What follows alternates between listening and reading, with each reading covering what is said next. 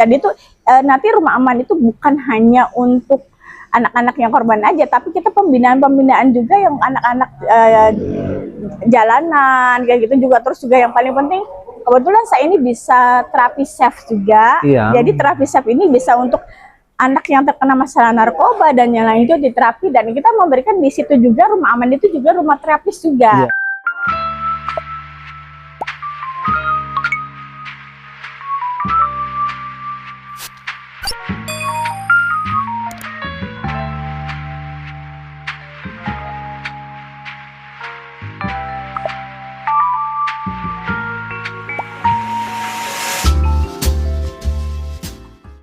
Oke, selamat pagi. Bersama saya Niko di literasi.co.id, dan kali ini kita punya seorang tokoh yang udah bukan kaleng-kaleng lah dalam urusan dunia perlindungan anak ya. Iya. Dan perempuan juga ya. Perempuan juga. Ah, kita kenalin aja nih. Biasa dikenalnya dan kita biasa memanggilnya Bunda Yani. Iya. Nama lengkapnya deh. Nama lengkap saya Siti Nuryani. Gitu. Siti Nuryani. Nuryani. Jadi diambil belakangnya aja belakangnya ya, Bunda aja Yani. Bunda Yani. Oke Bunda, ini kan di kota Cirebon dan Kabupaten Cirebon masih banyak polemik hal-hal yang kayaknya nih gimana gitu ya, ramai tentang kekerasan, pelecehan seksual lah, atau apalah, perundungan segala macam. Iya, betul. Nah, untuk peran Bunda Yani ini bagaimana nih untuk permasalahan-permasalahan yang seperti itu? Oke, makasih ya. Jadi Komnas saya ini kan di bawah naungan Komnas Perlindungan Anak. Dimana Komnas Perlindungan Anak itu independen, yang dimana berdiri sendiri kan. Nah, berbeda dengan yang lainnya. Jadi di sini tuh kita berperan yang tadi perlindungan perempuan dan anak juga, gitu loh. Kalau kita melindungi anak ya, kita kenapa tidak melindungi perempuan itu? Dan itu selalu ibaratnya dengan kita bekerja itu pakai hati nurani awalnya. Kita kan pakai hati nurani, kita menemukan ibaratnya berbagai kasus, dan yang paling kita ini hampir kasus itu 95% itu adalah kekerasan seksual. Wah, ini luar biasa. Dan kita wilayahnya bukan hanya di Cirebon, kabupaten dan kota saja, wilayahnya Ciayu Majokuning loh. Waduh. Untuk kita itu wilayah kita. Jadi luar biasa, sangat tinggi banget. Dan kita ibaratnya tuh bekerja itu ya tadi kembali lagi independen ya, harus kita dengan sikap sosial kita lah. Dan juga tidak harus kita mendampingi suatu korban saja. Tetapi kita di sini ada edukasi preventifnya, harus kita laksanakan semua.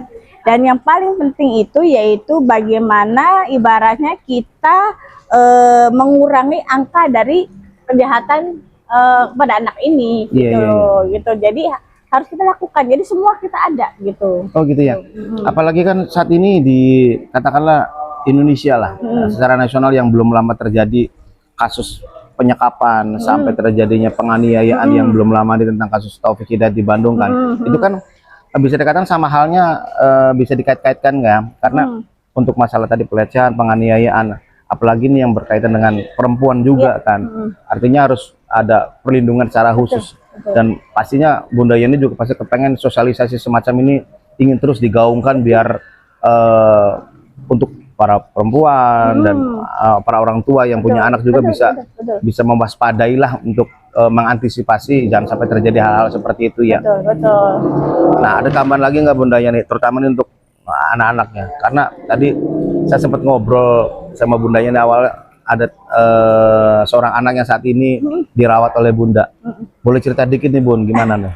Iya, jadi kita ini selalu menerima berita itu secara tidak langsung ataupun lewat nomor kontak kami yang untuk penerimaan aduan ya, gitu loh. Saat itu juga saya menerima telepon itu dari seseorang yang sudah memviralkan video anak tersebut di saya sebut ya medianya itu Facebook gitu tuh ya.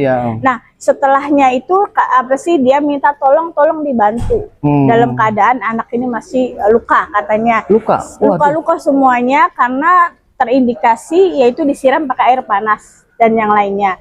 Setelah saya ya sudah minta alamatnya saja, saya akan datang. Saya kontak desanya, semua hadir. Ternyata memang benar, ternyata kedua-duanya itu ibu sama anaknya ini yang yang melakukan itu kan ibu kandungnya sendiri. Ibu kandungnya sendiri. Dia karena depresi ya saat itu juga bisa kena juga baby blues juga. Dan kita langsung membawa ke rumah sakit Gunung Jati saat itu juga gitu. Karena kan emang semuanya dua-duanya harus terselamatkan ya. Kita kembali lagi perlindungan perempuan dan anak. Ya. Nah, si ibunya kan kita masukkan ke dalam untuk perawatan di untuk depresinya, anaknya masuk IGD saat itu. Nah, tetapi emang kita karena saya melihat dia itu si anak ini tidak mempunyai BPJS, maka saya kontaklah kepada pemerintah Kabupaten Cirebon di situ. Makanya kita ada komunikasi gitu loh kepada beliau ini semuanya itu bagaimana caranya ini kita menghadapi kasus ini. Jadi kami Komnas Perlindungan Anak tidak sendiri gitu loh bekerja gitu. Kita selalu bekerja dengan pemerintah gitu. Iya. Gitu. Waduh, itu dengerannya aja tuh kayaknya miris hati gitu ya. Hal-hal seperti itu, tapi nasib baik walaupun itu hal yang gimana gitu ya, tapi Bunda ini sudah berusaha semaksimal mungkin sampai bisa akhirnya masalah tadi Bunda ini bisa mengatasi ya. Dan kabarnya saat ini dalam anak itu dalam perlindungan Bunda ya sampai saat ini. Iya. Dan kondisinya sudah membaik. Sudah membaik. Kenapa kami saat itu juga setelah perawatan di Rumah Sakit Gunung Jati 11 hari, kita pindahkan lagi si bayi ini ke Rumah Sakit Arjawinangun ya, ke Rumah Sakit Arjawinangun sampai 5 hari setelah pulang. Ternyata kita antar sampai pulang ke rumahnya, orang yang di sekitar rumahnya si ibunya ini tidak menerima. Menerima jangan diasuh lagi sama ibunya, karena takut terjadi hal yang demikian lagi. Bahkan saat itu saya sendiri pribadi Komnas yang mengantar itu di demo sama warga di situ. Kenapa tidak dipelihara sama Komnas? Saya bilang barangkali kangen. Ternyata besok harinya itu terjadi lagi hal yang sama dilakukan sama si anak bayinya ini dengan cara yaitu tidak ibaratnya memberikan minuman-minuman yang tidak baik kepada adik bayi. Mohon maaf nanti ibaratnya minuman kopi apa segala macam. Maka saya juga kontak saat itu pada Pak Kanit yang ada di Polsek Kapetakan, terus kepada desa untuk segera mengantar anak itu ke kami gitu loh. Nanti kita juga salah lagi. Nah sejak saat itu si adik bayi ini kita rawat gitu sampai sekarang, sampai hampir udah 2 minggu, dan alhamdulillah sekarang bayinya sehat, sudah naik sampai 2 kilo yang tadinya emang gizi buruk itu tadinya. Nah ini berarti kan sangat diperlukan juga pantauan masyarakat sekitar juga ya. Artinya masyarakat jangan hanya gimana gitu ya, artinya bisa memantau di lingkungan manapun gitu apabila ada suatu kejanggalan atau apa, agar bisa menyikapi lah. Jika ada apa cepat-cepat melakukan tindakan, jangan sampai terjadi kasus seperti tadi ya. Karena itu saya yakin kurang dari pengawasan masyarakat yang mungkin kurang pemantauan ataupun kurang tindakan, akhirnya sampai bisa terjadi penganiayaan terhadap anak kandungnya sendiri ya, karena faktor ibunya permasalahan tadi ya, entah baby blues, entah gangguan kejiwaan atau apa gitu ya. Nah, lain apa lagi nih Bunda nih yang kayaknya nih Bunda nih harus apa nih kiprah yang saat ini mau digaungkan di Kabupaten Cirebon atau Cirebon lah, gimana? Banyak hal ya, tapi terutama sebelumnya mungkin dari kasus adik bayi itu saya sangat berterima kasih banyak nih, karena emang dari instansi pemerintah ataupun siapa juga mendukung keberadaan Komnas, mendukung kinerja Komnas semuanya. Terutama saya ucapkan terima kasih nih sebelumnya kepada Ketua DPRD Kabupaten Cirebon, Bunda Sofi ini yang tadi datang langsung ke rumah sakit waktu itu. Langsung sama dari Dinas Kesehatan, Dinas Sosial, itu semuanya datang untuk menengok adik bayi ini. Terakhir itu kemarin itu Dinas Sosial itu datang juga ke rumah juga memberikan susu untuk adik bayinya juga kan itu loh. Dan juga saya juga ucapin terima kasih juga ini kepada Rumah Sakit Gunung Jati yang begitu gercepnya langsung memberikan yang terbaik untuk penanganan langsung kepada adik bayi, dan juga kepada Rumah Sakit Arjawinangun juga. Dan juga saya juga ucapin terima kasih juga nih sebelumnya kepada Pemdas dari Desa Kertasura ya. Begitu memantau, ibaratnya langsung memanggil dan yang lainnya, juga Pak Kanit nih, Pak Kanit Polsek dari Kapetakan itu sendiri. Jadi luar biasa gitu loh. Jadi diambil dari tadi cerita si Ade bayi itu, kita tadi yang disampaikan perlunya kita pengawasan sebenarnya kayak gitu. Dan juga ini depresinya itu karena di jasnya gitu. Jadi kita sebenarnya saya juga menginginkan kepada Pak ini nih yang dari desa juga, Pemdas juga, yuk kita bareng-bareng saling mengawasi Pak. Jadi saya mengasuh bayinya nanti dengan sehat, tolong ibunya juga sama-sama kita awasin gitu loh. Karena kalau seandainya saya kembalikan lagi si bayinya, nanti akan diajak ngamen lagi, karena itu biasanya buat ngamen juga itu, baik juga tuh. Dan juga luka lagi itu gitu loh.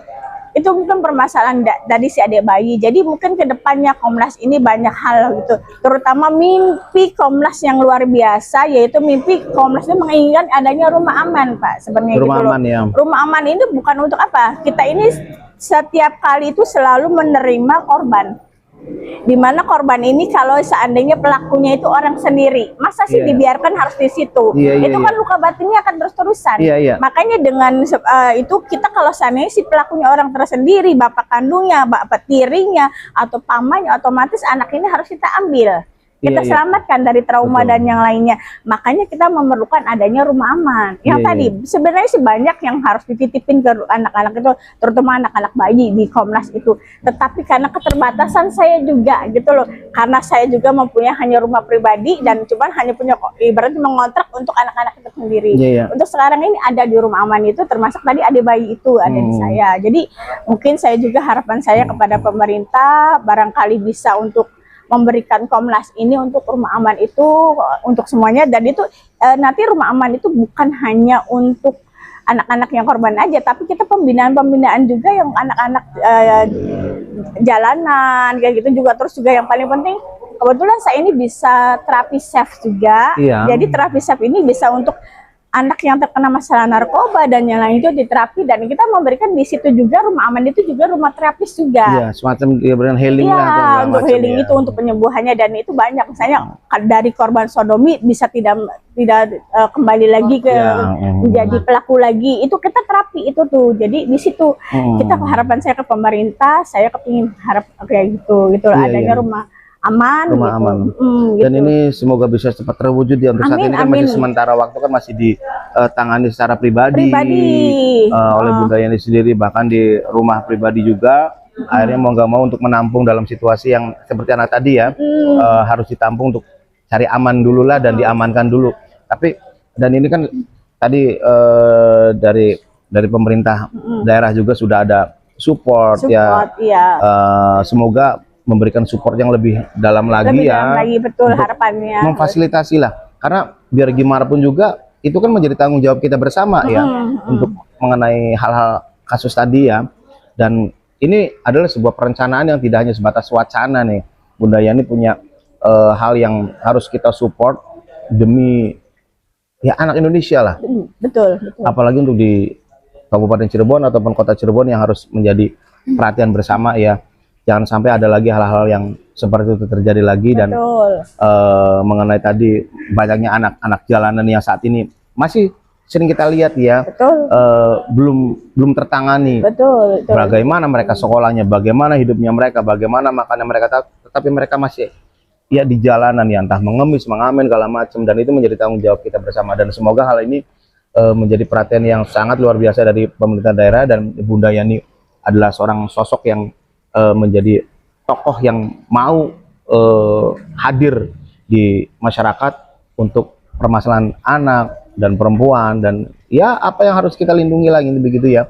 Saya juga ucapin terima kasih banyak kepada Ketua DPRD Kabupaten Cirebon Bunda Sopi, Kepala Dinas Kesehatan Bunda Haja Eni, dan juga Kepala Dinas Sosial Kabupaten Cirebon yang sudah membantu dan mensupport Komnas untuk menanggapi masalah ini gitu. Terus saya juga mengucapkan terima kasih atas gercepnya kinerja dari Rumah Sakit Gunung Jati dan juga Rumah Sakit Arjawinangun. Tak lupa saya juga mengucapkan terima kasih kepada Pemdes dari Desa Kertasura Kecamatan Kapetakan dan juga kepada Polsek Kapetakan juga gitu. Mengucapkan terima kasih banyak dan juga untuk semuanya yang telah terlibat dalam menangani kasus si Ade bayi ini. Oke, dan hal ini sebetulnya kita nggak direncanain untuk podcast ya. Iya. Dan kita sebetulnya awalnya kita mau mewawancari secara berita online ya. Tetapi kayaknya kita mendapatkan suatu hal yang kayaknya lebih akan lebih jelas ya apabila dipublikasikan dengan secara video podcast ya. Oke, sampai di sini dulu jumpa kita pada hari ini ya. Bersama saya Niko di literasi.co.id dan juga bersama Bunda Yani. Nah, dengan Ibu siapa? Ibu Safia, dan semoga informasi ini bisa bermanfaat untuk semuanya. Oke, assalamualaikum warahmatullahi wabarakatuh.